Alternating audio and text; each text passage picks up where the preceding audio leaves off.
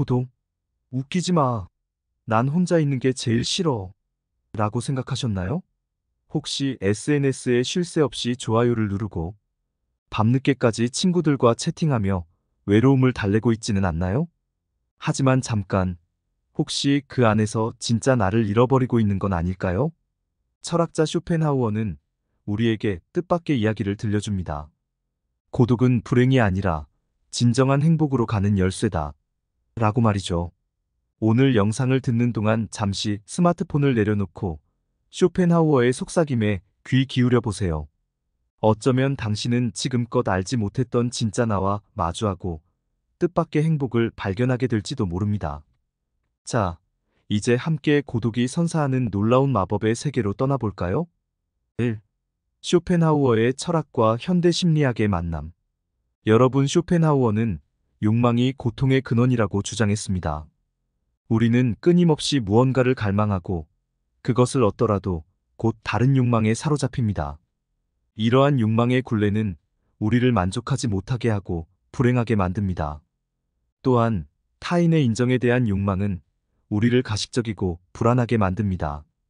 우리는 타인의 시선에 갇혀 진정한 자아를 잃어버리고 맙니다. 현대 심리학에서도 쇼펜하우어의 주장을 뒷받침하는 연구 결과들을 찾아볼 수 있습니다.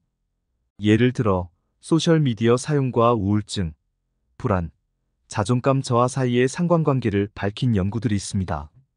또한 타인과의 비교가 행복감을 낮추고 불만족을 증가시킨다는 연구 결과도 있습니다. 이러한 연구들은 쇼펜하우어가 지적한 욕망과 타인의 인정에 대한 집착이 우리의 정신, 건강에 부정적인 영향을 미칠 수 있음을 보여줍니다. 2. 고독, 진정한 자아로 가는 길. 소음을 끄고 내면의 목소리에 귀 기울이다. 쇼펜하우어는 우리가 끊임없이 외부의 자극과 타인의 시선에 둘러싸여 살아가면서 정작 자신의 내면의 목소리를 듣지 못하고 있다고 지적했습니다.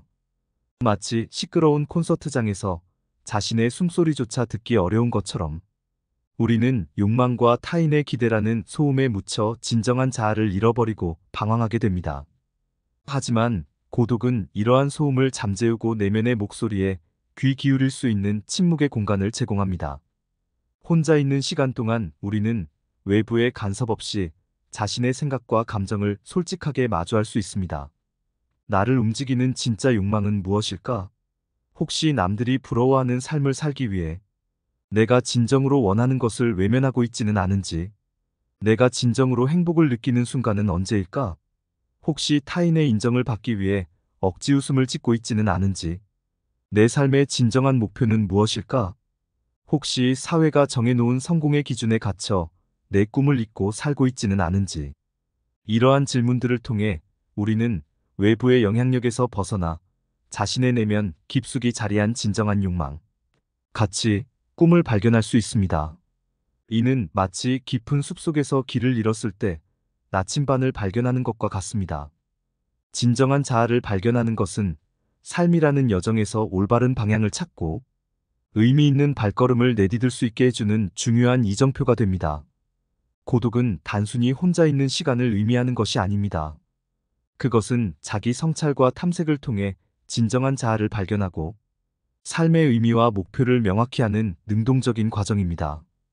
이 과정을 통해 우리는 외부의 기준이나 타인의 시선에 흔들리지 않고 스스로 선택하고 책임지는 삶을 살아갈 수 있는 힘을 얻게 됩니다. 이것이 바로 쇼펜하우어가 말하는 고독의 진정한 가치이며 우리가 행복한 삶을 살 수 있는 토대가 되는 이유입니다. 3. 고독의 심리적 효과. 고독은 다양한 심리적 효과를 가져다 줍니다. 첫째, 자기 성찰을 촉진합니다. 혼자만의 시간을 통해 우리는 자신의 생각과 감정을 객관적으로 바라보고 삶의 의미와 목표를 탐색할 수 있습니다. 둘째, 창의성을 향상시킵니다. 외부 자극에서 벗어나 혼자만의 시간을 보내면 새로운 아이디어와 통찰력을 얻을 수 있습니다. 셋째, 스트레스 감소에 도움을 줍니다. 혼자만의 시간은 복잡한 사회생활에서 벗어나 휴식을 취하고 스트레스를 해소할 수 있는 기회를 제공합니다. 넷째, 자존감을 높여줍니다. 타인의 시선에서 벗어나 자신의 가치를 스스로 인정하고 존중하는 법을 배울 수 있습니다. 4. 고독을 통한 자아 발견과 행복. 혜진이 이야기. 혜진은 항상 타인의 기대에 부응하려 애쓰는 사람이었습니다. 좋은 대학, 좋은 직장, 좋은 배우자 등 사회가 정해놓은 기준에 맞춰 살아가려고 노력했습니다. 하지만 혜진은 점점 자신이 무엇을 원하는지, 삶에서 진정으로 중요한 것이 무엇인지 혼란스러워졌습니다. 어느 날 혜진은 퇴사를 결심하고 혼자 여행을 떠났습니다. 낯선 곳에서 혼자만의 시간을 보내며 혜진은 자신의 내면 깊숙이 자리 잡고 있던 꿈을 발견했습니다. 그것은 바로 그림을 그리는 것이었습니다. 혜진은 용기를 내어 그림을 배우기 시작했고, 그림을 그리는 동안 혜진은 진정한 행복을 느꼈습니다. 혜진은 고독을 통해 진정한 자아를 발견하고 행복한 삶을 살 수 있게 되었습니다. 민수 이야기. 민수는 소셜미디어에 중독된 사람이었습니다. 그는 끊임없이 타인의 삶을 들여다보며 자신의 삶과 비교했습니다. 민수는 타인의 화려한 삶에 열등감을 느꼈고 자신의 삶에 만족하지 못했습니다. 어느 날 민수는 스마트폰을 끄고 혼자 산책을 나갔습니다. 자연 속에서 혼자만의 시간을 보내며 민수는 자신의 내면에 귀 기울이기 시작했습니다. 그는 자신이 진정으로 좋아하는 것, 싫어하는 것, 삶에서 중요하게 생각하는 가치 등을 탐색했습니다. 민수는 고독을 통해 자신을 더 잘 이해하게 되었고, 타인과의 비교에서 벗어나 자신의 삶에 집중할 수 있게 되었습니다. 지영이 이야기. 지영은 항상 바쁘게 살아가는 사람이었습니다. 직장, 가족, 친구 등 다양한 역할 속에서 지영은 쉴 틈 없이 움직였습니다. 하지만 지영은 점점 지쳐갔고 삶의 의미를 잃어가는 듯 했습니다. 어느 날 지영은 명상을 시작했습니다. 매일 아침 혼자 조용히 앉아 명상을 하며 지영은 자신의 내면에 집중했습니다. 지영은 명상을 통해 자신의 생각과 감정을 객관적으로 바라보고 삶의 우선순위를 재정립했습니다. 지영은 고독을 통해 삶의 균형을 되찾고 더욱 의미 있는 삶을 살 수 있게 되었습니다. 여러분, 현대사회에서 고독은 쉽게 외면당하고 때로는 부정적인 것으로 여겨지기도 합니다. 하지만 쇼펜하우어의 철학과 현대 심리학은 고독이 진정한 자아를 발견하고 행복한 삶을 살 수 있는 중요한 열쇠임을 보여줍니다. 우리는 고독을 통해 욕망과 타인의 시선에서 벗어나 자신의 내면에 집중하고 삶의 의미와 목표를 탐색할 수 있습니다. 이러한 자기 성찰의 과정은 진정한 자아를 발견하고 행복한 삶을 살 수 있는 토대를 마련해 줍니다. 물론 고독이 모든 사람에게 긍정적인 영향을 미치는 것은 아닙니다. 고독은 때로는 외로움과 고립감을 불러일으킬 수도 있습니다. 따라서 우리는 고독을 건강하게 활용하는 방법을 배워야 합니다. 혼자만의 시간을 통해 자기 성찰과 창의적인 활동을 하고 필요할 때는 타인과의 관계를 통해 사회적 지지를 얻는 것이 중요합니다. 고독은 우리에게 잠시 멈춰서서 나라는 존재에 대해 깊이 생각할 수 있는 소중한 시간을 제공합니다.